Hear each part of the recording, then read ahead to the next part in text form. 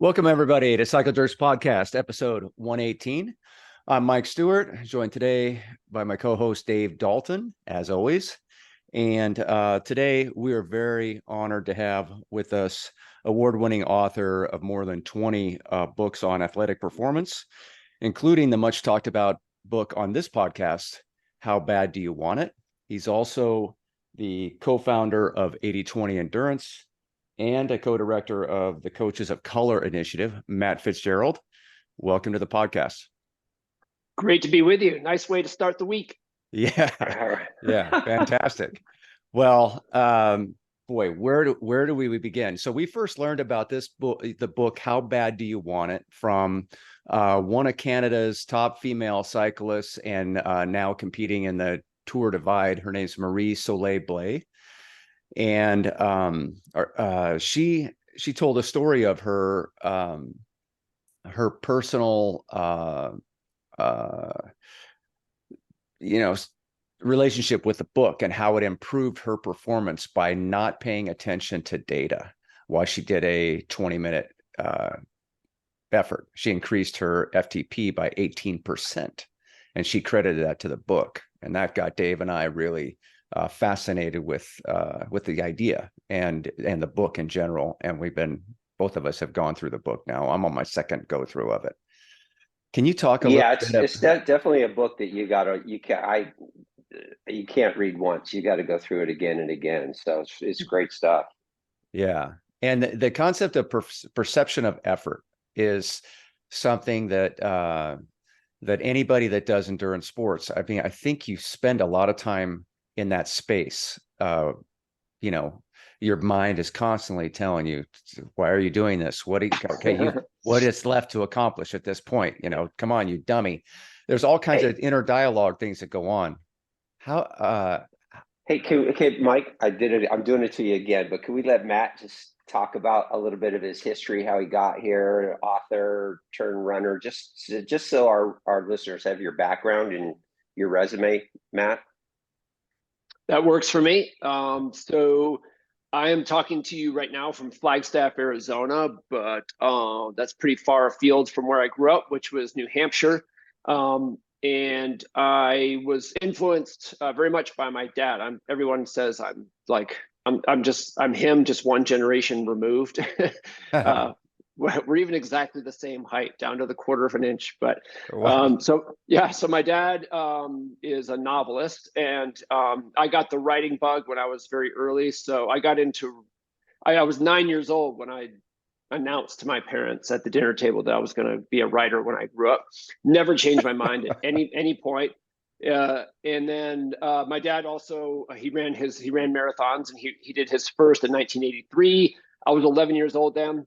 I thought it was the coolest thing ever. So the next day I went out and ran 6 miles.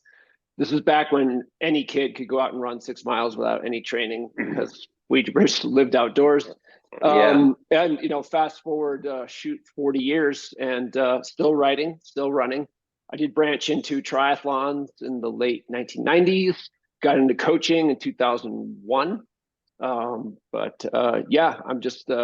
example of a person who has pursued his passions his entire life. Good on you. Where in New Hampshire? Durham, Seacoast area. That's where the University of New Hampshire is. Okay. Right. Yeah. Spent my summers in Conway, so right on. Yeah. It's funny how in the book you chronicle the story of how you basically didn't want it as much as the other high schooler you were, your rival. And I've wrestled with that several times in my life too, growing up, just wondering, like feeling like I had more to give, but I just didn't want to give it. And why was that? And it's really an interesting thought experiment, and just thought in general. Just why do some people want it more than others? And Can we? Here we go. I'm getting a sense of the dynamic here. Yes, yes. You never know that he's my best friend, right? But so, no. But I think it's important though, because we're gonna. Matt, I've listened to a couple of podcasts, and you get into it, and some terms are thrown out that aren't necessarily defined, and I think that there's probably a lot of our listeners that may not, like Mike brought up, perceived effort. There's a lot of people that may not. What does that mean? So I have actually 4 that I'd like to go through. Hopefully this isn't, I don't want to make it a glossary of terms, but this whole thing is around like psychobiology, right? I mean, that's kind of the basis of this. So if you could tell us what that is, and I think it's important because I think I said in my email, I'm trying to explain it to people while we're writing, and I'm trying to make the distinction between that and a sports psychologist, and you said it's very different things. So I'd like to understand that. I'd like to understand 80-20. Well, I understand it. Mike doesn't, because he does it more like the opposite. Perceived effort and perceived limits. So if we could just get those, because they're going to come up a million times, right? So Sure thing. Yes. So yeah, the book basically, I mean, you wouldn't necessarily, because there's a lot of narrative in the book, but I mean, it really is an attempt to explain a theory of what limits endurance performance. And the name of that theory is the psychobiological model of endurance performance. It is the brainchild of an Italian exercise physiologist named Samuele Marcora, who wrote the foreword to the book. And, exercise physiologists have been trying to explain what limits endurance performance for about 100 years, actually. And so this new model is the first one that just sort of incorporates the brain. And it's basically, previously, there's a natural bias among exercise scientists to ignore the brain or specifically the mind, and just try to explain everything through physiology below the neck. But with endurance limits, you can't really do that because, take just like, I always go to running examples just because I'm a runner, but take like a marathon. At any given point in a marathon, you're intentionally not running as fast as you could be. So it's like, given that fact, that by definition, endurance races are paced, it makes it a little kind of, just sort of mysterious what exactly our limit is if we're consciously holding ourselves back. So Marcora's psychobiological model is just based on the idea that an endurance race is really no different than any other challenge in life, even challenges that are completely non-physical, like going to medical school and getting your medical degree. Like, things are hard. We set goals, achieving them is hard, and but each of us goes into one of these challenges only willing to commit so much to it. So at some point, if the goal seems out of reach, we're rational creatures. We'll disengage from the activity, to use Marcora's term. Or we could, maybe the goal still seems possibly within reach, but we get to the point where it's like, what? I'm not willing to sacrifice any more. The goal might be achievable, but I've hit my limit. Like, I'm out. I'm sorry. So according to previous models of endurance performance, always look for some kind of physiological breakdown. Oh, it's like, well, the runner bonked at 20 miles in the marathon because their blood lactate level got too high. But all the attempts to find these breaking points came up empty. Like when endurance athletes disengage from a time trial or a race or a VO2 max test or whatever, they're fine physically. Everything checks out. So it just seems to be the case that we sort of reach a limit where it's just not worth it anymore. Like, and that's a nice segue into perceived effort or perceived exertion. Marcora prefers perceived effort. Historically, the term has been perceived exertion. So we're all familiar with like what a perception is. There are a number of distinct perceptions that have different, neurological, signatures in our brains, but also that we experience as distinct perceptions. Like we all perceive cold and hot. We can perceive pain. And so perceived effort is just another one of these perceptions. It's quite analogous to pain, but it is distinct from pain. And it's really an athlete's global perception of how hard they're working at any given time. And it is like that is really what we key off of when we pace. If you're trying to, the goal of any race is to get to the finish line in the least time possible. Well, you have to. The idea is like, okay, what's the highest work rate that I can sustain the whole way? Yeah, we can use data for it, but data, there's abundant evidence that data is kind of just peripheral, and really because we're ultimately limited by our perceptions, we're keying off those perceptions in order to, we're continually asking and answering the question, am I going at the right pace? Right now, I'm a quarter of the way through, I'm halfway the way through. Of course, you could go faster at any point, but should you? And so that's perceived exertion. Oh, I have to back up to 80-20 now. That's just the idea of that. Research has shown, and like through observational studies, that elite endurance athletes all over the world and across all endurance disciplines, from cross-country skiing to cycling to running to swimming to triathlon, they spend about 80% of their weekly training time at low intensity, the remaining 20% at moderate to high intensity.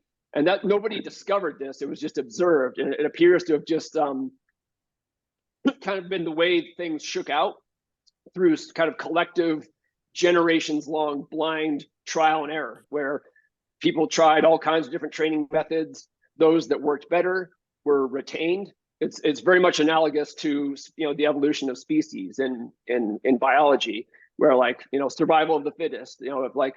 If someone trains with a novel method and they win a gold medal, there's a copycatting effect where old, outdated methods are discarded, and so 80-20 is just, it appears to be just like the optimal intensity balance. There's some fine print, of course, but roughly speaking, all of us should be spending about 80% of our time at low intensity.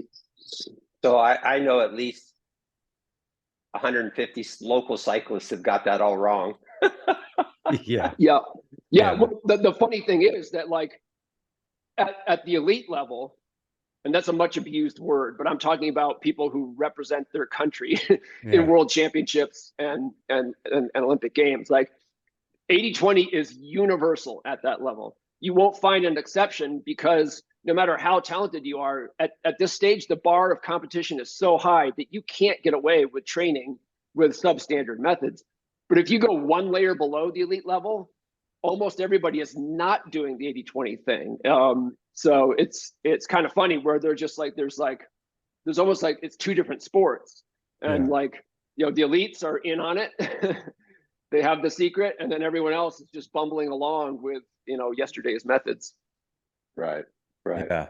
So I did want, though, how is it to be clear, right? So we can do it justice.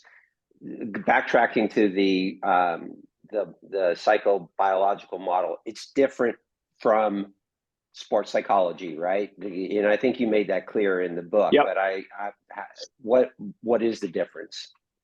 Yeah, I mean, the psychobiological model is it's a psychologically informed theory of what limits endurance performance. So it definitely draws heavily on psychology. I'm going to forget the guy's first name, but there was a psychologist named something Brehm, Brehm. And so, if you're a psychologist, you're probably familiar with Brehm's theory of motivational intensity. And there was just a general theory of human motivation.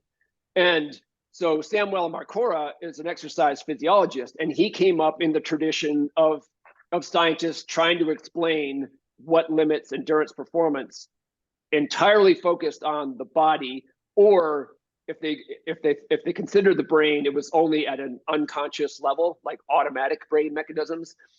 But Marcora, he had the advantage of actually not being an endurance athlete. So sometimes the best discoveries come from people who are a little bit clueless and they're not caught up in groupthink in tradition. Yeah. So he comes along. He's an Italian guy who played American football.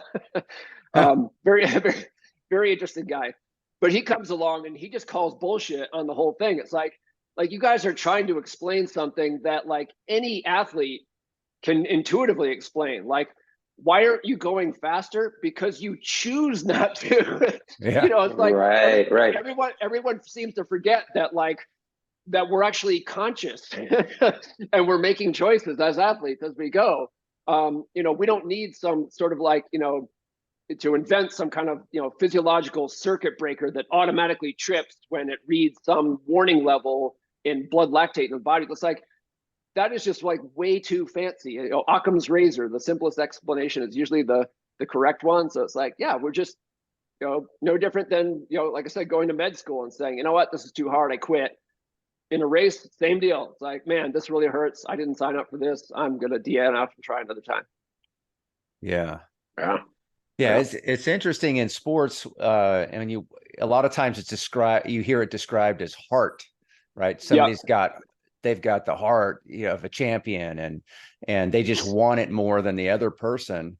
And that really plays into this whole concept of perception of effort and mind over matter. You talk a little bit about brain endurance training in the book, and that's really a pretty new concept, right? And are you aware of is anybody taking that ball and running with it? And if so, is it anybody that we may know? Yes. I mean, the repeatedly mentioned Samuel Marcora. I mean, that was basically something, like, he came up with this hypothesis. It's like, maybe it's all psychology. And then when he found evidence that it was true, he thought through, okay, what are the implications of this? And one thing he came to understand is that, like, well,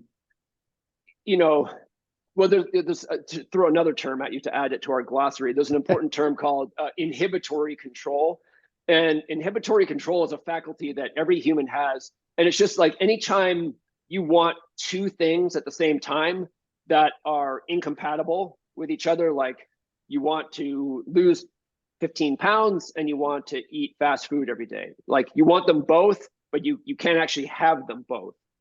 Inhibitory control is what gets you to suppress the impulse for, like, a short-term gratification and stay focused on, like, a more long-term goal. And it's a critical faculty, well, in all dimensions of life. If you just think about, like, all the times we're tempted to stray from, a path where, we have some kind of long-term ambition, with a lot of obstacles in the way, many of them internal. Endurance racing is the same deal. We have these instincts that, like, I mean, first of all, these races are voluntary, right? We don't have to do them. Yeah. And then they're very, very hard. And they're like, we always forget just how much it sucks. And we get back to the next race, and we get to that crisis moment where there's that devil on our left shoulder saying, dude, just quit. You know what? This isn't worth it. Yeah. And inhibitory control is what allows you to just shout down or muzzle. There's that great Jens Voigt quote that I, of course, cite in the book, "Shut up, legs." That is inhibitory control, right there. Forgot where I was going with this. What was the question? No, but the question was, is there someone? I think it's a great question. Oh yeah, right? Brain. Yes.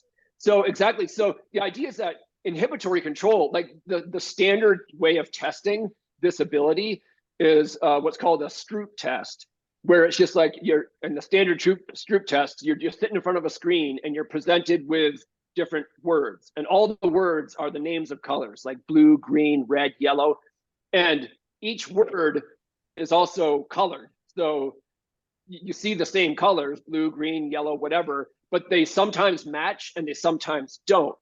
And in the Stroop test, you're required to just say the color in which the word appears, it's easy to do when they match, but because we can all read, our natural impulse is to just read the word. So, the word could be blue, but it appears in green. You're supposed to say green.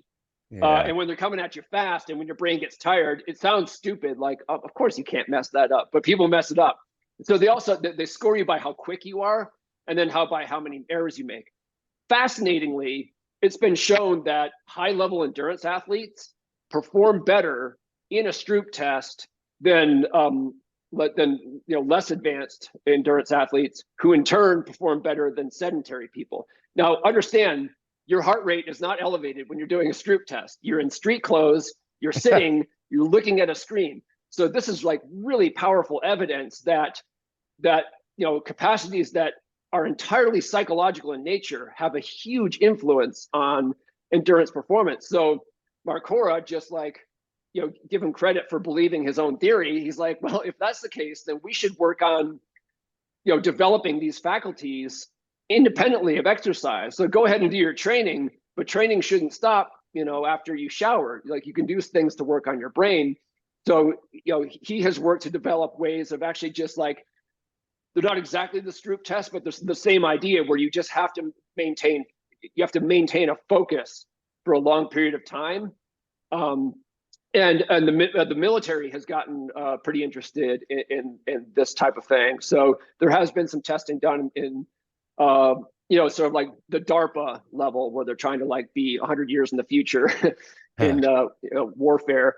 And I know Marcora, he and a group just published a study where they tested the effects of brain endurance training. And I want to say, I haven't read the whole study. I want to say that it didn't pan out in that particular study.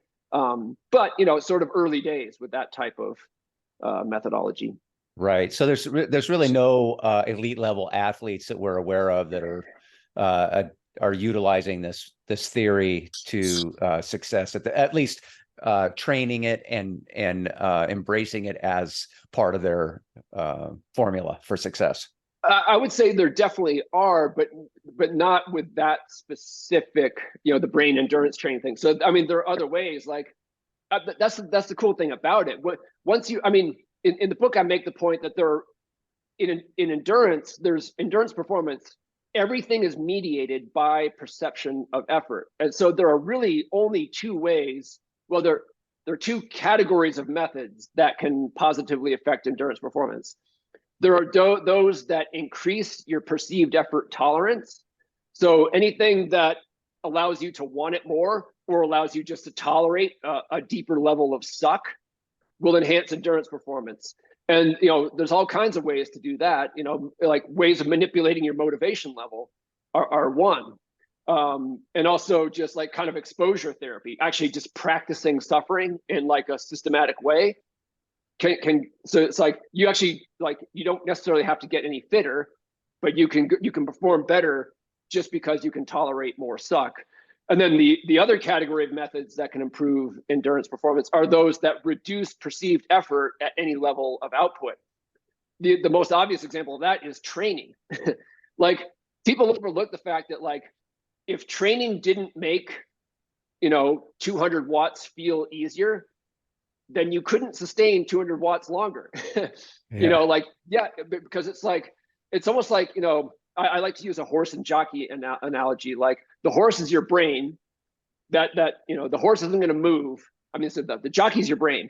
The horse isn't going to move unless the jockey makes it move. But also you are limited by how fast the horse you're riding. So like, training just like gives you a faster horse to ride. And so like, the jockey doesn't have to work any harder to make the horse run, but the horse runs faster as a result of training. So, and there's there's all kinds of, so those are the two basic categories, but there's tons of different methods within each category, that can improve performance just through one of these basic mechanisms. And so, I mean, there's all kinds of stuff. Like, one example is, positive self-talk. Marcora has shown that just like, just being sort of programmatic in steering the self-talk. Self-talk occurs automatically in races, but if you have sort of a plan for it, and if you practice ways that turn it to your maximum advantage, you will perform better. So elite athletes are taking advantage of all kinds of implications of the psychobiological model. It's just like, the super high tech, brain endurance training hasn't really proven its value yet. But, transcranial direct current stimulation has, where you just put, this halo on your head and zap your brain like that. There are people doing that. And that, that is something that is, explained by psychobiological model that is not explained by, prior body focused models of endurance performance. But so, okay, so it's interesting. So these things like bracing and positive self-talk and all that, that's stuff that actually can be coached, right? That's something that can be Yep. taught, right? Because I all my friends at race, right? They've got coaches. Some of them have nutrition.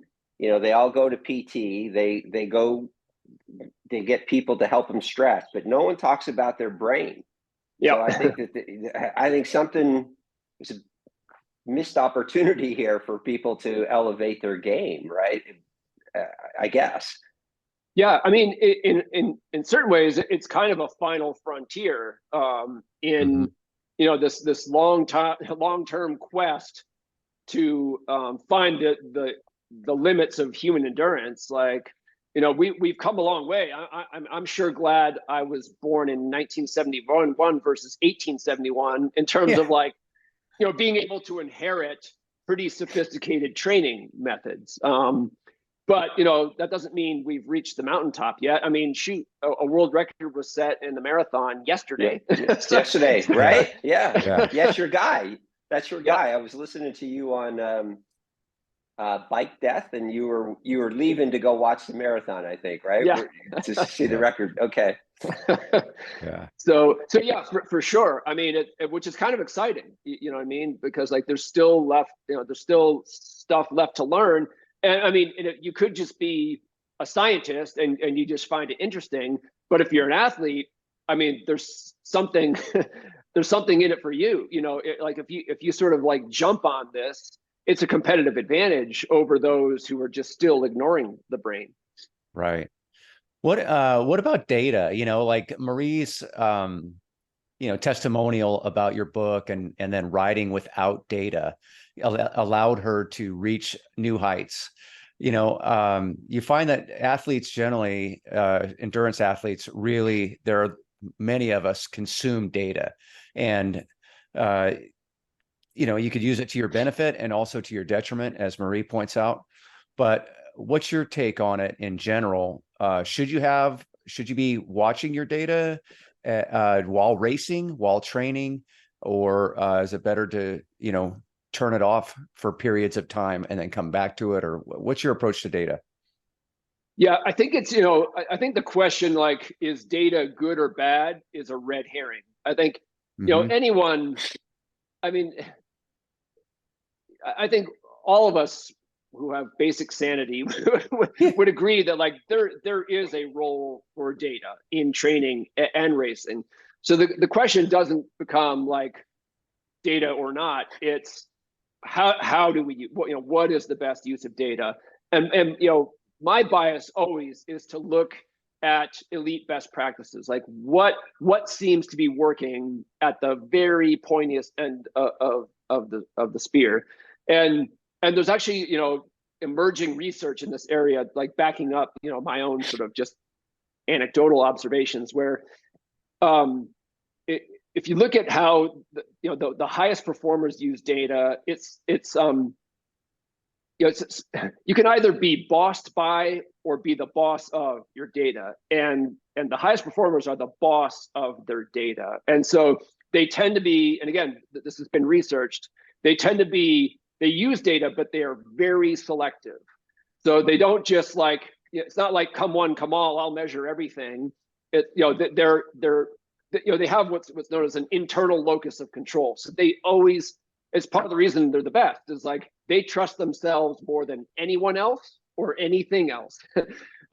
So they know they need help. They know they need a coach. They know they need data, but they're always the boss, calling the shots, and they will readily veto something that doesn't seem to be to their benefit. So there's even a cool study. I can't remember if it was described in How Bad You Want It, but I've written about it, where they had elite cyclists and then just sort of Joe and Jane average weekend warrior cyclists perform an indoor time trial. I can't remember what the duration or distance was, but and they were given, I think, 5 different sources of data to pay attention to. It was everything, time elapsed, power, distance covered, cadence, heart rate. I think that was maybe even 6.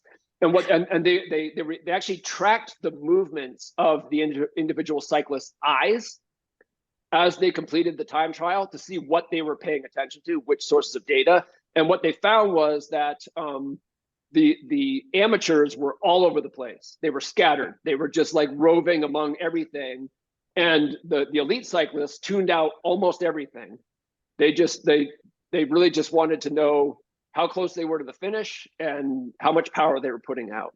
And that's a great example. I mean, it's a very specific example, but it sort of speaks to the larger point I'm making, where the point is to like definitely take advantage of the power of data, but just be very selective in what you pay attention to, how you contextualize it.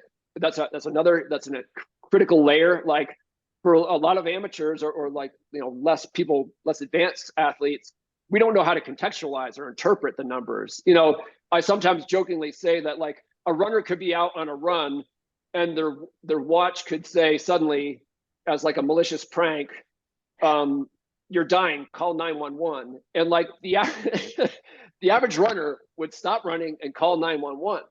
An elite athlete would say, you're full of shit. Yeah. You know what I mean? Like because they're the boss, they're not being bossed by. So it's how it's what you pay attention to. It's how you contextualize and interpret it. And so, yeah, that's kind of my long answer to your question. Yeah. I think I have two examples, but recently after listening to Marie, my Garmin, it has the time of day and it has how long I've been out there, but I don't have my speed on there because I can tell you that there's a specific effort locally that I've been on this thing and I'm doing great. And I look down and I go 22 miles an hour. I can't sustain that. And all of a sudden I do a pack slide,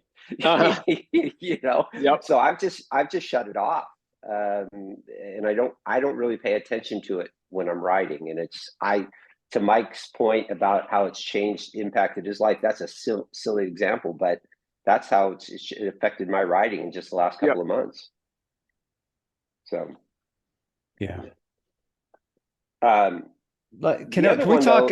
Oh, okay. I wanted to kind of dive into these individual stories in the book, right? You chronicle the stories of these 14 athletes, and I'm just curious. Did you interview each one of these athletes personally, or were these just stories that you were able to glean? How did these stories come to light? I found all of them. I knew some of them, right? The Greg LeMond and Volkler, being a cyclist, Cadell Evans, but the stories are really compelling, and they do a great job of illustrating your point that you're trying to make with the book. How did they come about? Yeah, so it's funny. This actually speaks to how the book came about, because I've been an endurance athlete my entire life. I've also been a fan of endurance sports my entire life. Like, I mean, I remember when Greg LeMond was going back to 1986, like when he was on his way to winning his first tour. My parents subscribed to the Boston Globe, which would arrive daily, and at the breakfast table every morning, I would just read the recap of the previous day's stage. I do not think there was an option to see it on television. It certainly was certainly no internet, right? So. Right, exactly. Yep. And so, as a fan of endurance sports, I've just I am deeply moved by some of these stories, and they really are stories. I mean, on the first level, they're performances, but there's a narrative aspect to them, and some of them are really powerful. Yeah. And so, and for me, especially as I got deeper into understanding, what it takes to fulfill potential as an endurance athlete, these stories took on another level of meaning. They weren't just, inspiring and, emotionally affecting. They also were gold mines of information. It's like, there's not just, what Greg LeMond did, but how he did it. If you're an athlete yourself, you want to know, You know, you're not necessarily going to be the next Greg LeMond, but you can learn something from the how. So when I sort of got, you know, the inspiration to write this book, I had most of these stories. I was sort of dying to tell them, and now I had like a vehicle to just like, thread them all together in a way that didn't feel like a hodgepodge. They were all kind of serving the same purpose. So and it was a mix. Like, you know, I would love to have sat down with Greg, yeah, to interview him. Like, I've never spoken with Greg, so, but there's just so much out there already. You know, much of it in his own words, that like, you know, I was able to tell that story without having the privilege of speaking with him. Other athletes I did know personally, like I tell a story involving a runner named Jenny Behringer, now Jenny Simpson. You know, I happen to know Jenny, so like there just a mix, like whatever I needed. If you know, other journalists might have different standards, but like, you know, if it was like hard to reach Cadell Evans, if it was hard to get the time of day, and I didn't really need to talk to him because all the information I needed to tell the story was there, that I was fine, just giving a pass on those.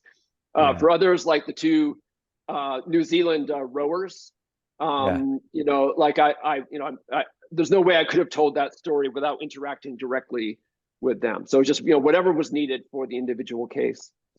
Yeah. Well, I found the pro. I mean, the pro ones were incredible, right? Paula Newby-Fraser, the rowers, you know, the athletes per se that were either collegiate or pro level. But I also found the ones like the Willie Stewart story was unbelievable. Like, you know, and because on some level you say, well, that's Greg LeMond's job, right? Or that's Paula Newby-Fraser's job. But there's another level of going inside yourself for someone, what Willie Stewart did, right? Yeah. Yes. Yeah. Willie Stewart, for those listening who haven't read the book, lost an arm in a construction accident at age 18. And after a period of very understandable depression, came back. He was originally a rugby player, came back, played rugby again, and by all accounts was actually better with one arm than he had been with two, and then became a runner and a triathlete and performed at a very high level in those sports, despite his handicap. Yeah.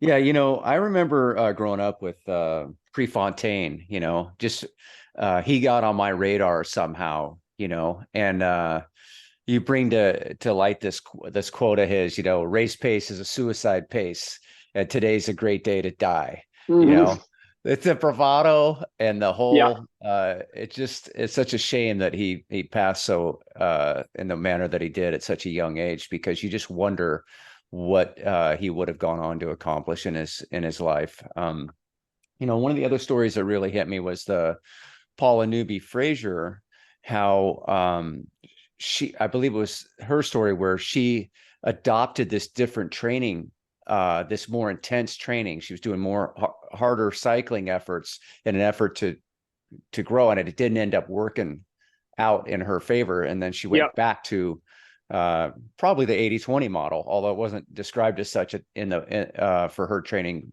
model. But that was an example of an elite athlete trying to push beyond and it backfiring, you know? Yeah, I mean, that's a great example of what happens when an athlete gives up that internal locus of control. Like, you know, it's challenging because, like, if you don't have that, it's like kind of a catch-22. It's hard to acquire it. Like, if you just don't trust yourself, I mean, most beginners and most people who just aren't uber confident, they don't have a really strong that like, you know, I'm the boss. Like, I trust myself. And it's like, how do you get it if you don't have it? But there's an example of an athlete who had it and gave it up. And it was just a matter of, you know, she was all alone on the mountaintop. Like, she was so much better than any other long distance woman triathlete of her era. She's sort of like, she started to pay attention to, she stopped impressing people. They just like, they viewed her as like this goddess. And it started to seep in, and she's like, well, like how do I wow people? Like when I first broke onto the scene and was smashing records, and almost like ending up on the podium in the men's division Right. as a woman, like everyone was impressed. Fast forward 5 years and it's ho hum. And so she allowed that to like get her off track, and she started like training with the top men, and that was too much for her. Yeah. And then she ended up having a disastrous race at the Ironman World Championship, and it kind of woke her up, and it made her realize that she needed to get back to the formula that she had succeeded with in the first place, and just not worry about what other people were doing, what other people were saying, to get back in touch with that inner voice that she trusted implicitly, and then her career got back on track. Yeah. That was really interesting, because I think a lot of amateurs, there's always something more you can do. It's like this mindset of an endurance athlete who's trying to elevate their game, but sometimes maybe not doing those extra things could actually be the what benefits you. And I think that's a great case for that. Yeah, my term for it is the hard work security blanket, and it really is a form of mental laziness. It's like, where athletes, they want it to be, they're willing to work hard, but they want everything else to be easy. So they want to believe there's only one tool, and they can just keep deploying that same tool over and over and over, and that's just hard work. Work harder, work harder, work harder. And athletes who are as an endurance sports, you have to be as smart as you are tough. And everyone pays attention to toughness, and it can so you get a lot of athletes who just are kind of stupid and tough. Yeah. And it's not going to get you very far. Like, so if you're again looking for one of those competitive advantages, go ahead and work on your grit, but give equal attention to making smart decisions. And sometimes, like, just having the discipline and restraint to not work harder when that inner voice is saying, that's dumb. There's such a thing as working too hard, folks. Yeah. Yeah. Well, that's an easy trap to fall into. Yep. Yeah. You know what? Going back to Prefontaine, I thought one of the interesting things was, so here's like the top runner, and they said that he would get to the start line and go, "Oh, I'm not feeling really good." I think you called it defensive pessimism or something. Yep. And I was laughing because there is not a group ride that I get on that they're all sitting around just waiting, and everyone goes, "Oh, I'm not feeling it today. Oh, I shredded my legs," right? Yep. So or even playing golf, right? Like, oh, you're on the first tee and people are going, "Oh, I haven't played in a while. My back's a little stiff." So it seems like at the start line of everyone I know has an excuse of why they're not going to do well. And it just, when I heard that on Prefontaine, I cracked up. So. Yeah, I mean, the thing I wanted to communicate about Prefontaine, because like everyone thinks they know him, and it's like those wonderful sound bites, some of which are apocryphal, some of which he actually said or wrote, and it's all about that bravado, and he comes across as like a sadomasochist, right? It's like, oh yeah, Prefontaine, he loved pain. Nothing could be further from the truth. He hated it. Like if you read his journals when he's talking to himself, when he was sandbagging before races, he wasn't actually sandbagging. He was not looking forward to the pain. And I think it's important for people to understand that, because if you turn him into this, unrealistic action movie hero, then there's nothing to learn from him, right? It's just like, oh yeah, Prefontaine, he loved pain. Everyone else hates it. No, like he was able to embrace pain and make his embrace of the discomfort of racing a special advantage, despite the fact that he hated it. So there is something in there that we can. It's like, oh hey, I hate pain too, but I could actually harness it. And I like to use that that joke about the two friends being chased by a bear. Like, you don't have to be faster than the bear, you just have to be faster than your friend. Like, it's not about like somehow magically erasing your aversion to pain or becoming somehow like fearless. You just have to be a little more pain tolerant, a little less afraid than the people you're competing against. And that was what Prefontaine figured out from an early age. So all of that bravado was his way of just seeking that little extra advantage on the competition. Yeah. Thanks, Matt. You just sealed my fate. Mike is faster than me, so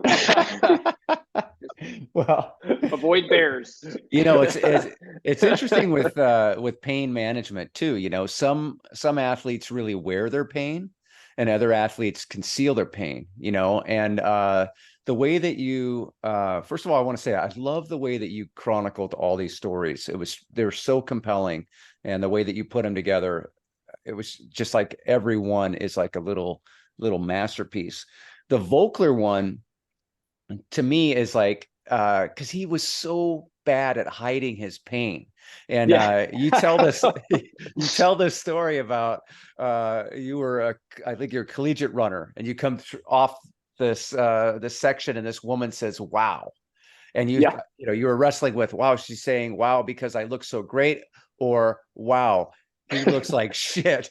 And you decided it was probably the latter. And Volkler is a poster child for how to really look like shit while doing amazing things on the bike and overcoming. I mean, he just rode so far out of his shoes. You know, it was just so, but the way that he wore it was just very endearing, because we could all see how just what a shit show he was, but he was still managing to just you felt like he got every last little drop out of it. And not all, and other athletes do that too, but not all, it's not apparent to everybody else. And what do you think that is?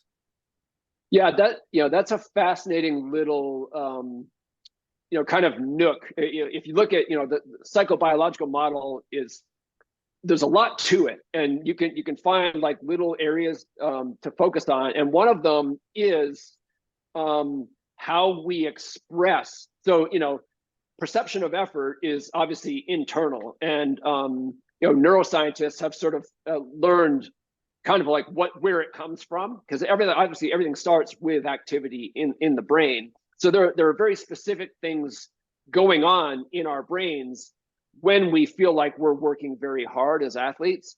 But then there's like how that there's a very close correlation between our perceived effort level and what our faces are doing. But it's not automatic, right? So it's natural, but it's controllable, kind of like breathing. Like if you fall asleep, you can trust that you'll breathe overnight because it's automatic, but you can also choose to stop breathing at any given moment. And our facial expressions during training and racing are similar. If you don't really think about it and you're working very, very hard, people are just going to be able to tell that you're working hard simply by looking at you. So there are a few things going on there. One, like when you see like a Thomas Voeckler who looks like he's dying, while he's like climbing up a mountain of the Tour de France, like, and you think about, what do I look like when I'm in a race? Like, I don't look that bad. Well, that's actually a pretty good indication that Thomas Voeckler has a higher perceived effort tolerance. The reason he looks like he's like having a leg sawn off is because he wants it more, and he's able to work harder. He goes deeper into the pain cave than you do. But then you also do see athletes who perform at the same level whose faces aren't doing like that. They have more of like a poker face. Well, that is because they're actually choosing to I can't say it's a blanket statement, but for the most part, it's because they're choosing to maintain kind of like a passive expression, because there's research showing that those grimaces aren't just an expression of perceived effort.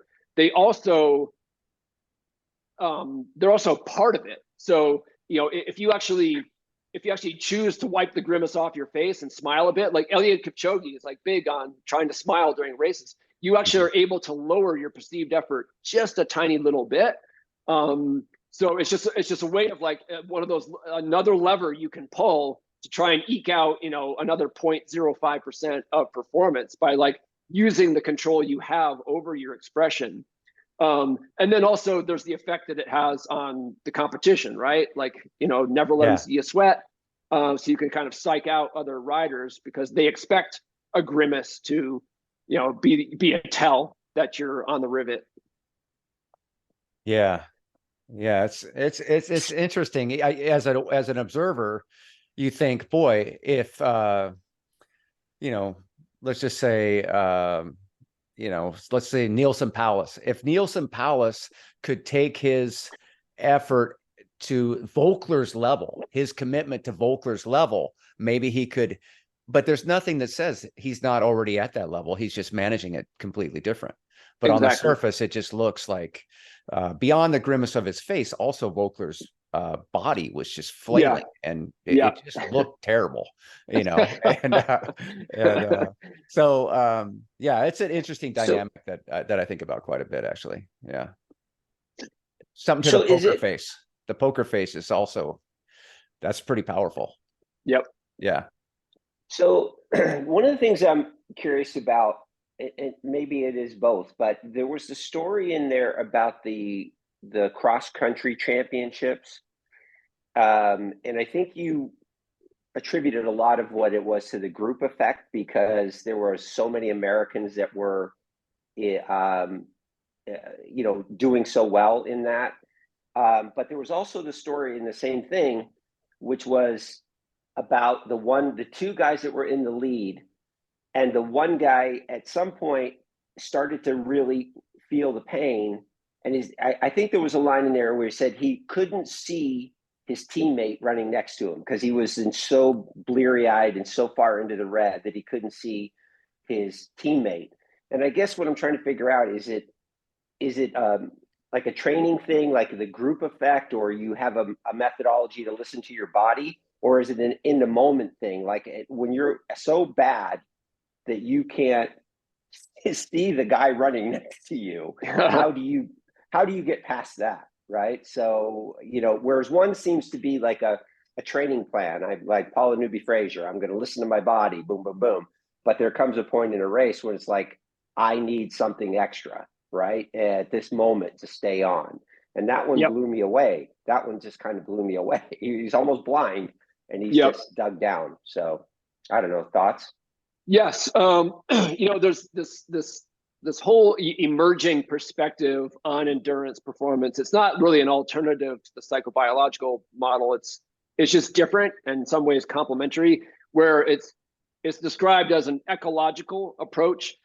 So in our Western scientific tradition, we tend to we have a strong tendency toward reductionism. So when we want to explain something, we like to break it into the tiniest parts and then try to explain the whole through the tiniest parts, right? And that's useful, but it also tends to be very misleading because often the magic is in the whole, and how things connect, and you actually can't explain the whole as the sum of the smallest parts. So in this ecological view, there's some nice infographics that sort of like make it understandable, where like biology is at the very center, and then you have all these different levels, almost like like atoms circulate, or electrons circulating a nucleus in an atom, and each layer out is the next layer of total context. And the idea is that if you want to understand performance, you have to look at the whole thing, like the entire context. And that starts to make a lot of sense. And it's really what I focused on in that particular chapter of the book. Like if you look at dominance in a particular sport, not of an individual athlete, but like of any group, you see that it's really the norm. And so, when Kenya's runners burst on the scene and just started to win everything, the Western bias was that it must be genetic. These guys must have, they look different. They must be different on the inside. And, there might be a kernel of truth to that, but like what's worth pointing out is the inconsistency, because no one tries to explain Canadian dominance in hockey with a genetic argument, or Hungarian dominance in water polo, or Brazilian dominance in soccer. You know what I mean? It's like every sport is dominated by one or two or three countries, or by enclaves. So the ecological approach to explaining performance is the only one that really makes sense. If you forget about the environment and start trying to explain it by doing DNA testing on individual athletes, like, why? Yeah. And so, that's what you see. It's like, and that's why, like, sports scientists are great, but you're always going to need like coaches, because coaches, like, if you look at the greatest coaches, they're usually not the most up-to-date scientifically, but they're culture builders. Like, they know how to create that, like, sort of undefinable magic, in an environment, and stoke performance from it. So you go ahead. Oh, I'm sorry. But you said that in the book, right? You said they don't necessarily have the best system, but they get their people to believe that it's the best system, right? Right. Yes. Yep. Yeah. So then, you get to those moments in, like the World Cross Country Championships, and your question was like, what do you do when you've put yourself, so deep into the pain cave that you are almost literally blind? Well, my question is, how do you get there in the first place? Yeah. You get there, like, they were there in the first place because they were running for their team, and they were running for their country. You know what I mean? So, that's a great problem to have. Yeah. The rest will kind of take care of itself, because it helps to be able to see where you're going in a race. But if you're so motivated for something bigger than yourself that you're willing to go that deep, wonderful. We have a good chance of winning a silver medal, which is exactly what happened for that American team. Yeah, that was great, the way that again, with that story and how it unfolded, where they're all waiting to get the bronze, and then they in fact did enough to get the silver. And it was that was a cool moment in the book for sure. And you wonder, like, for that, I think it was that Ryan Vale, was that Ryan's story? Yep. Yeah. Yep. And you wonder, because he posted like some really impressive numbers at the end, whereas those numbers were only replicated at the beginning of the event, and personal bests and all that. And you wonder, like, in his mind, is that just become something he now knows he's able to do? Like, I can go to blackout and just do something superhuman. Or was that like a one-time occurrence in that athlete's life, where all these extraneous factors that we just talked about just propelled him to do something that in any other circumstance he wouldn't be able to tap into?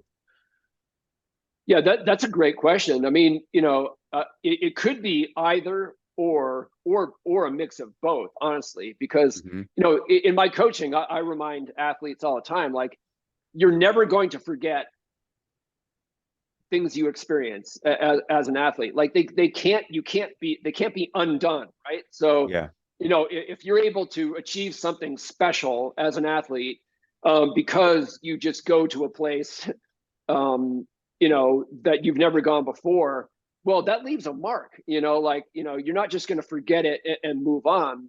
And so it can be sort of like a generally bar raising experience. At the same time, that special performance could also be partly the result of a perfect storm of circumstances coming together that may not be ever replicated. So, for the individual athlete, it could probably go either way, or more than likely just be a little bit of a mix of both. Like, they're forever changed, the bar is raised, but they still need everything to come together just so to achieve another, truly extraordinary performance. Yeah. You can, there's a reference, the Jenny Simpson story is the exact opposite, right? Where all these factors worked against her in a race that she was, quote, destined to win, and everything kind of worked against her, even though she had all those personal experience of success and pushing beyond and whatnot. So yeah, it can go either way, but it is interesting to, the psychology of it. And you would think that would just give you this confidence and this knowing that now this is who I am. This is who I'm. This is what I'm capable of. And this is what I do. When I go to these events, this is what I'm going to do. But there's no guarantees. No, but that was my story. I talked about how I was a classic head case as a high school runner. I had a deep aversion for, the level of discomfort that was required to be an individual state champion, which was my goal. And then, it got so bad that I actually quit running, only got back into it in my late 20s. And then, that was the monkey in my back. I wanted to be a brave athlete, not a coward. And, it didn't happen overnight. It took some time. I had to kind of chip away at it. But when I started to have those experiences, when I embraced the suffering and it worked, it was like a new set point for me. Like it just, it doesn't sound quite accurate to say it got easier because it hurt. Yeah. It just became more doable. It became replicable. You know what I mean? So that it worked for me. Right. It's kind of like the Le Mans quote, right? It never gets easier. You just go faster. Yes. Did I get that right? Yeah. But well, okay. So obviously we could go on about this book. Dave, I feel like you have something else. You want to? Well, I just, one thing I think you had said too, and I want to make sure people listening understand that just like any physical training program, anything that this mental training or is individualized as well, right, Matt? I mean, it's like there's not one size fits all. There's not one technique that's just going to work for everybody. Yeah, anyone has to kind of find what works for them and what helps them move to the next level. Yes, true. And that's why, at the very front of the book is that epigraph that I pulled from Bryce Courtney's novel, The Power of One. And the line is, "The mind is the athlete." And, what is conveyed there is this idea that, an athlete is not an exercise machine. It's a person, like a unique, a unique individual. And if you want to become the best athlete you can be, you have to invest your entire self in that journey. Like you actually have to change as a person. You have to grow, sort of like grow in the direction of your ideal self to become the best athlete you can be. And like that is, there are certain techniques like positive self-talk that are kind of one size fits all, but overall, the journey is as unique as each of us is as a person, because it's like all of you is on board for that journey, not just one part. Yeah. Right. Yeah. Okay. Well, so all right. So we we really covered this book in as best as we can in an hour and a half. So you have over 20 books. If this book kind of whetted our appetite for along this kind of thought process, is there another book that that you could recommend for our audience and for Dave and I? Because I would feel like we're just kind of scratching the surface. Do you have other stuff in the same genre? I do. Yeah, it's funny. Like, every time I write a book, I feel like I'm shooting my wad, and that's like, that's it, folks. That's all I have to say. Yeah. And then, I keep learning and, experiencing different things. And before I know it, I've got more to say. Yeah. So I wrote a book, a few years after How Bad You Want It, called The Comeback Quotient, which is very similar in nature. It focuses on, what makes the highest performers special on a psychological level, and what we can learn from it. But it's a little bit more, and it has that same mix of true sports narrative and science, but it's a little bit more practical and sort of like the thing I worried about when How Bad You Want It came out, that it was pretty heavy on inspiration and not all that, like there wasn't a lot of step 1, step 2, step 3 in there. Yeah. And the comeback quotient, it comes at it from a different angle, focused on comebacks, and what's the alchemy behind amazing sports comebacks. And then, but it's like more, there's a little bit more hand holding for the athlete in there. It's like, okay, we're all inspired now. Like, now here's exactly what you can do with that inspiration. Interesting. I can tell you that's next on my list. Me too. I know.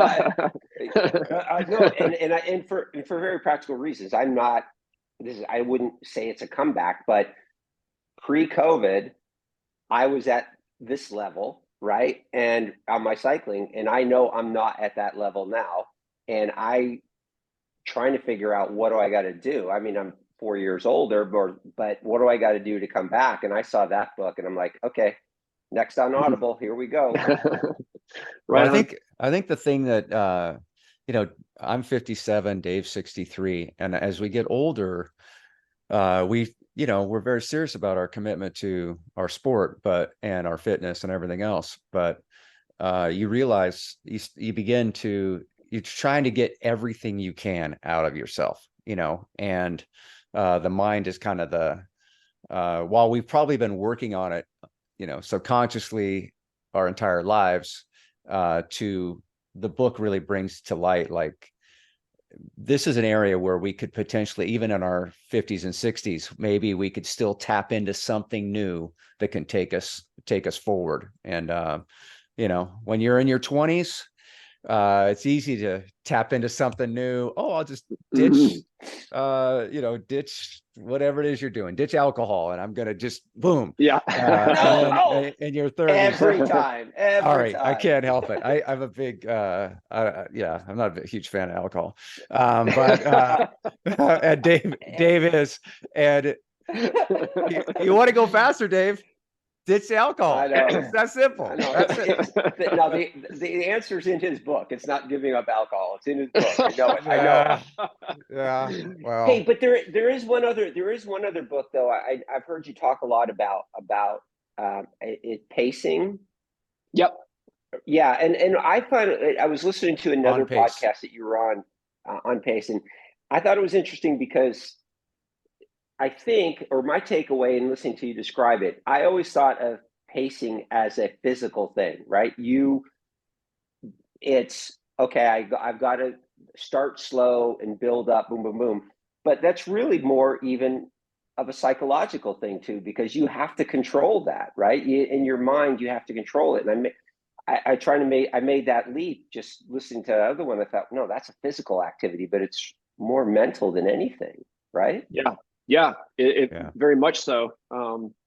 That's probably a subject for another time, but yeah, we could go long on that one. Yeah.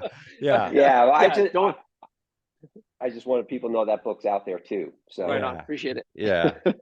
All right. So Matt, if we should wrap it up here. I have another thing I have to get to, real work. How do people engage with, do you have a website or social media? Is that something for you, or is it just the books? I have my, sort of my personal website is mattfitzgerald.org. You can see all my books there. And then we mentioned that 80-20 thing. So I have a business called 80-20 Endurance, which is, the website is 8020endurance.com. Just all kinds of resources for endurance athletes and coaches. And then the reason I'm in Flagstaff is I moved here actually last year to open up a business called Dream Run Camp, which is like modeled after professional style training enclaves. And so I operate it year round, and I bought a property and just pimped it out as like the ultimate retreat for runners and actually any endurance athlete, like with a full gym and a recovery lounge and a dry sauna and all this stuff. And so if you want to learn more about Dream Run Camp, it's dreamruncamp.com. Awesome. Well, okay. Well, Matt, it's been an absolute honor having you on the podcast, and it's super informative. And hopefully this book and many of your other books will become regular readings for our audience. And just thank you for the work that you've done compiling all these stories. And like I said, it's been really transformative for me, and I'm sure so many other people out there in the world. Yeah, Good stuff. I second that emotion, Matt. Keep up the good work. It's crazy. Yeah. It's amazing. Thanks a lot, guys. I really enjoyed talking to you. Likewise. All right. That's it, everybody. Right. Thanks for listening. Peace.